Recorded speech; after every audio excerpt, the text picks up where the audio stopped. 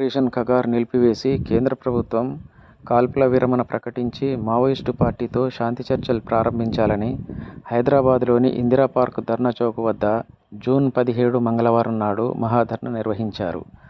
శాంతి చర్చల peace committee ఆధ్వర్యంలో ప్రారంభమైన ఈ మహాధర్నాలో బీజేపీ పార్టీ మినహా Congress, BRS, CPI, CPIM, CPIML, new democracy, CPI mass line, సిపిఐఎంఎల్తో పాటు ఇతర 10 వామపక్షాలు, టీజేఎస్, ప్రజా సంఘాలు పాల్గొన్నాయి. ఈ సందర్భంగా వక్తలు కేంద్ర ప్రభుత్వ విధానాలపై విరుచుకుపడ్డారు. ఆపరేషన్ కగార్ పేరుతో ఆదివాసీలపై కేంద్రం నరమేధం సాగిస్తోందని, కోటి సంతకాలతో ఢిల్లీ వెళ్తామని తెలంగాణ రాష్ట్ర సాంస్కృతిక సారథి గద్దర్ కూతురు వెన్నెల ధ్వజమెత్తారు.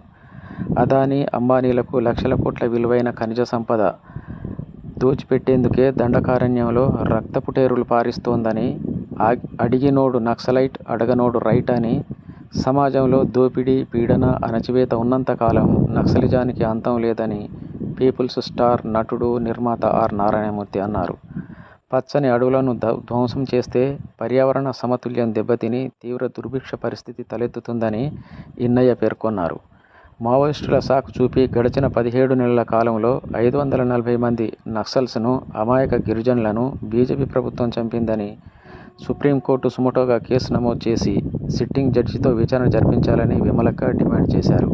చంపడం ఆపి కేంద్ర ప్రభుత్వం మావోయిస్టులతో పీస్ కమిటీ ఆధ్వర్యంలో శాంతి చర్చలు జరిపించేందుకు కాల్పుల విరమణ ప్రకటించి చర్చలకు ముందుకు రావాలని డాక్టర్ హరగోపాల్ డిమాండ్ చేశారు.